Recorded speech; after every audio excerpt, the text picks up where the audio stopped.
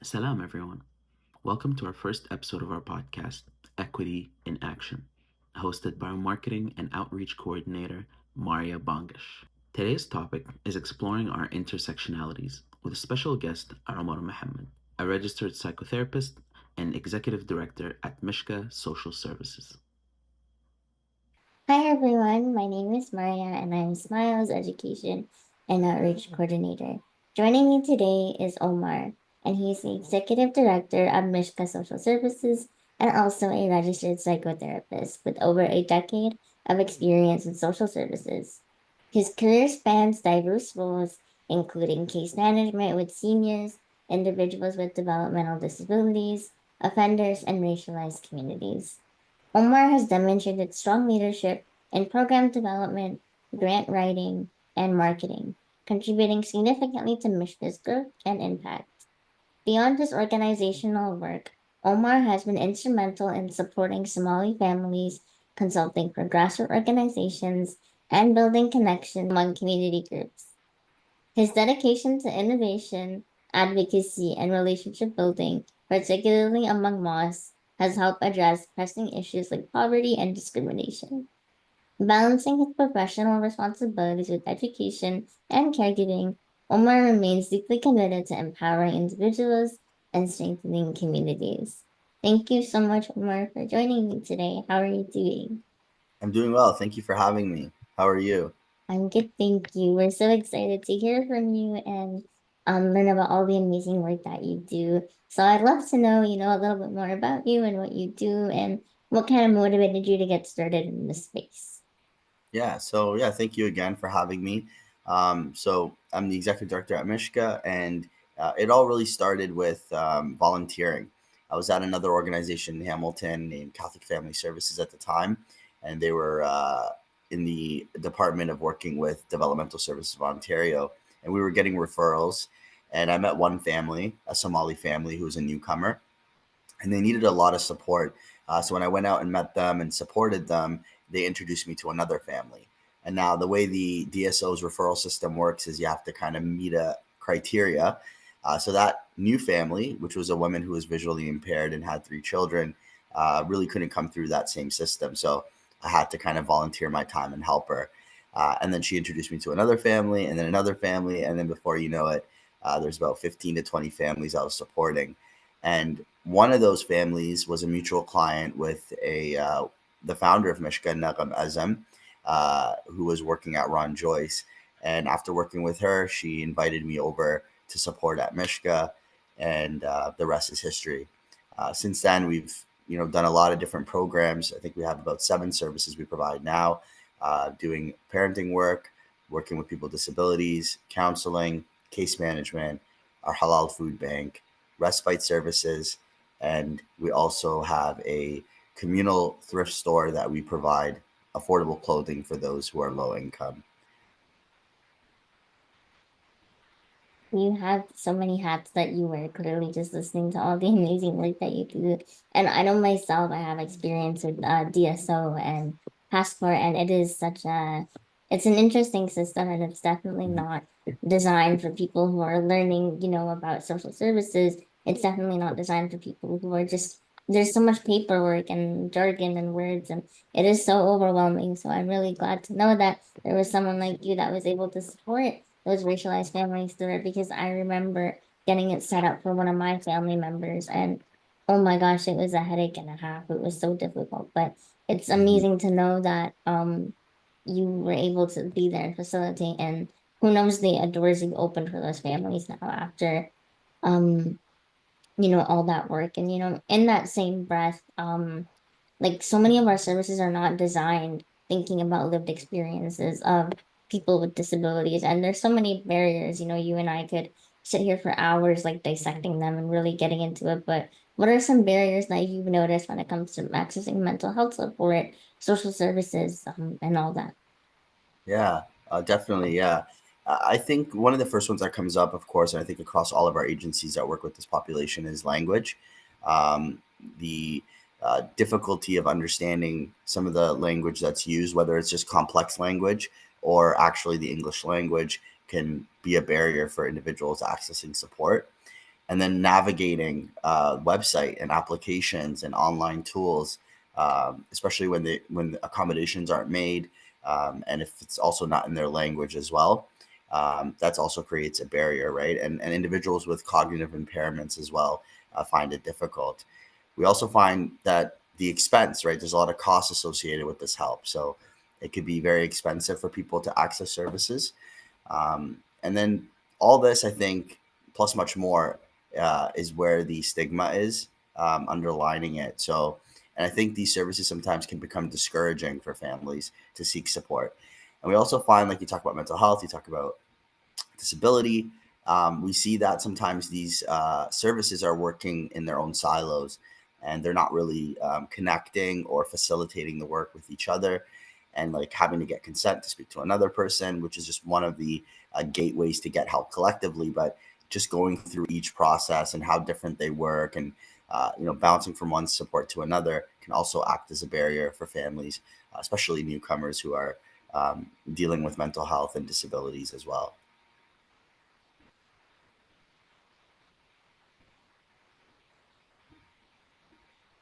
So sorry, my mic unclipped off of me, but thankfully the audio was still running. But you're right. We talk about the intersecting identity state, mental health, income status, disability, ethnic background, religion, and all of our intersections. Like they impact us and they impact the services that we receive. And the work that you do, it bridges faith, it bridges mental health, and social services. So how do you navigate those intersections, say specifically of religion and disabilities, particularly as you provide, so much support to so many different people. And there are so many people that may feel excluded or misunderstood.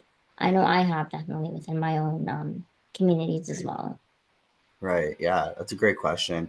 I think it's looking at what the individual that we're trying to support prefers, right? Based on their religion, based on their customs, their traditions. Who do they want to speak to? Is it a particular gender? What language would they rather have their services in? And just recognizing their faith-based perspective, right? A lot of times, as an organization that has values of faith, not necessarily just a faith based organization, but has those values, it can become easy for staff or volunteers to impose these ideologies or these thoughts around some of the things that our religion teaches about patience and forbearance, and kind of sometimes at risk of ignoring the practical steps that are needed to actually help somebody get better, whether it's mentally or adjust to their disability. So it's important to understand where that individual is coming from and where they're at in their faith journey.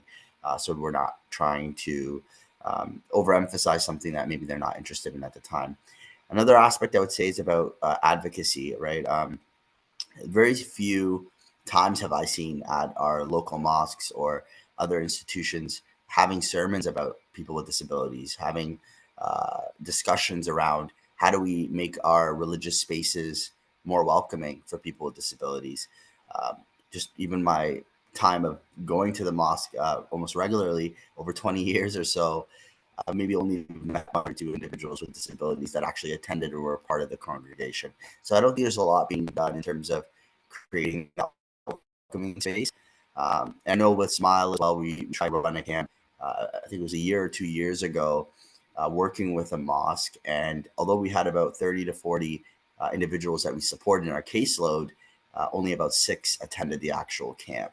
And really begged the question of, why? Is it because of the stigma of coming to the mosque? Is it, being judged? Is it just not being comfortable having their loved one come into the community and be a part of that space? Maybe they won't be treated the same, and those type of things. We also have to look at, what activities are we providing individuals supported.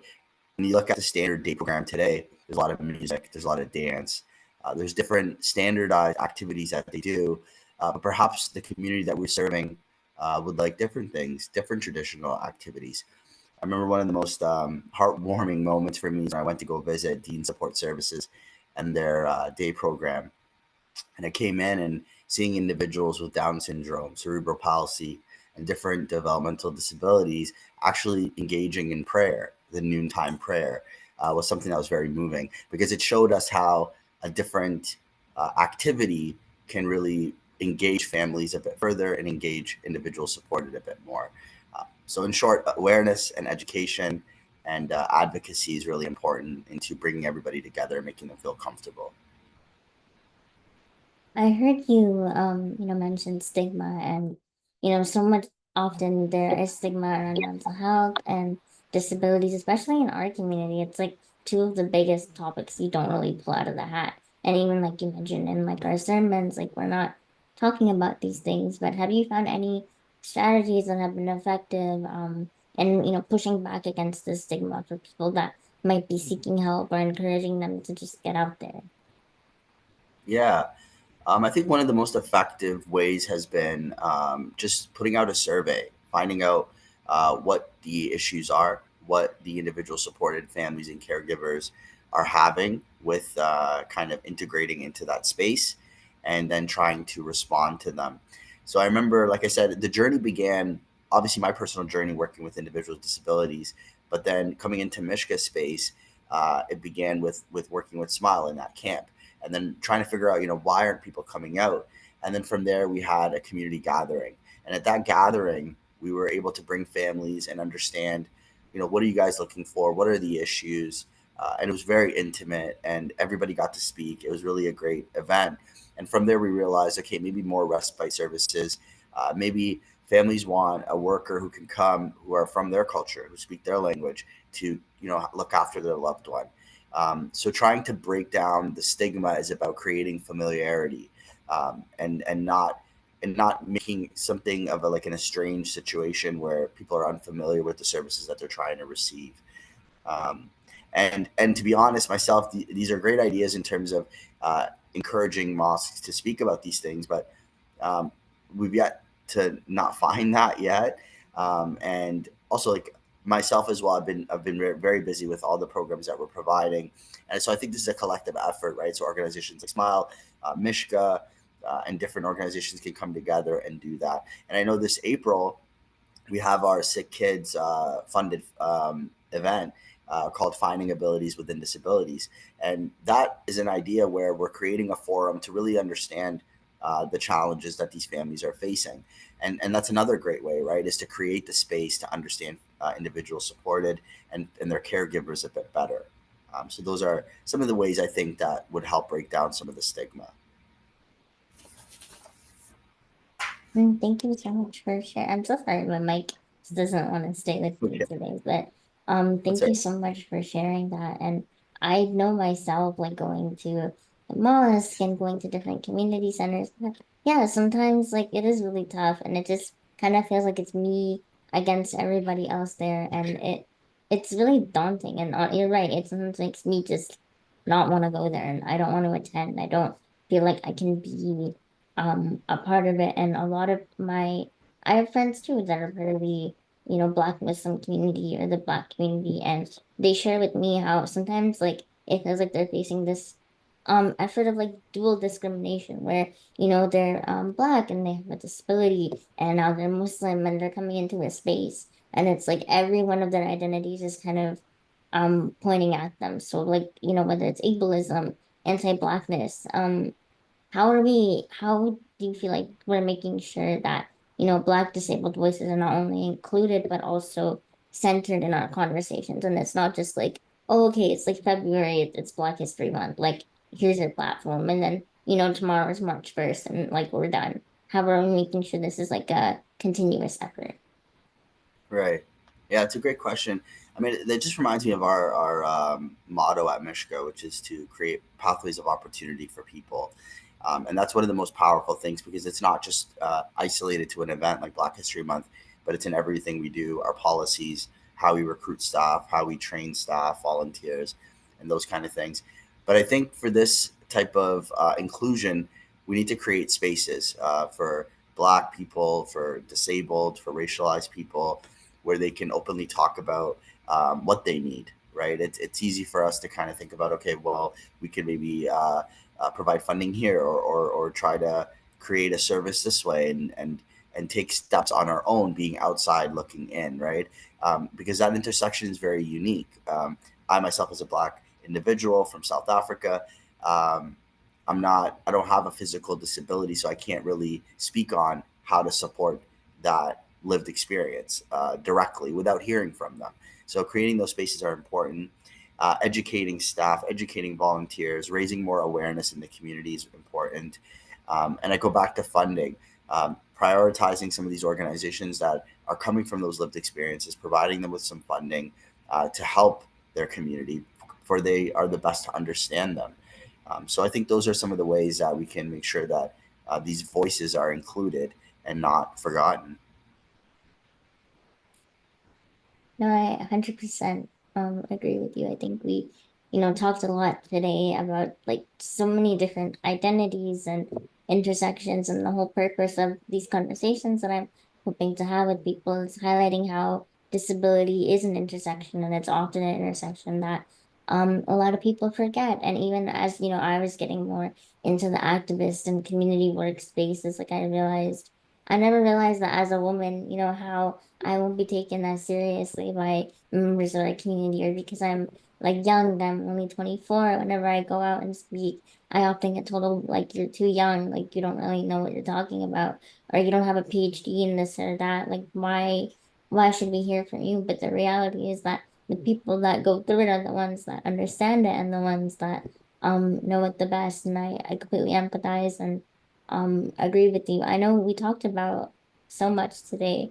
And we talked about a lot of like, these are the issues, but do you have any tips for, practical ways that we can look at our spaces and our communities and say, okay, here's how we can make this more inclusive, and more accessible? I know like it's so easy to say like, oh, just bring a friend or invite someone out. Like, okay, yeah, like you could always, invite people to a party, but and you could sit them down at your table, but like, is that seat actually like right for them? Like, is it comfortable? Does it support them? Like, is it a seat that they want to sit in, or are you just kind of putting them in that seat?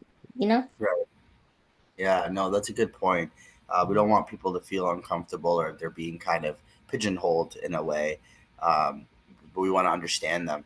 So I think some of the tips that I would give other service providers or organizations, people working with individuals uh, with these lived experiences, is to ask them, right? Solicit feedback, do your surveys, and try to get a better understanding.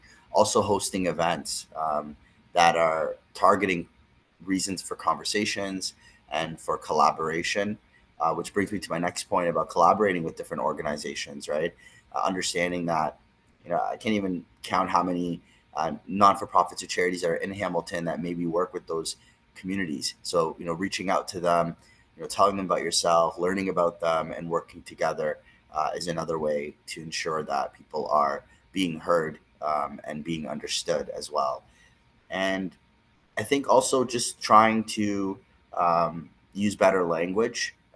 It just reminds me of some of the flyers that we put out. It seems like over time we get better at how to say and ask for the things that we want, or the things that we want to be a part of. Sometimes we're using complex languages. Sometimes we're using languages that are actually off-putting, labeling people a certain disability, or you know calling them something that they don't identify with.